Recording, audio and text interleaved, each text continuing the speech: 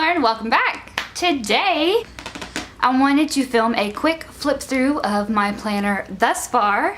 I think what I'm going to do is just kind of flip through it, put some music on, and I will list on the screen the shop if I can figure it out. If not, you're just gonna see what I've done. So this is the Erin Condren Vertical Neutral Planner for 2017-2018. And I have filled out every page up until the week we're on. So I thought I would do a quick flip through. This is my cover.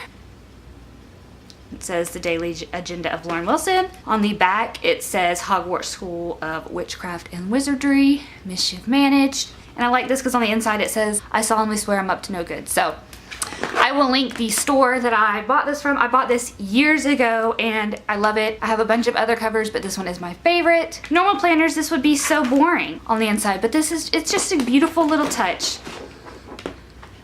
And then on the inside of this one, isn't that cute? It's when he reads it to Snape, so let's get started on this flip through. So like I said, this is the Erin Condren Life Planner vertical layout, and I did get the neutral version, so let's get started.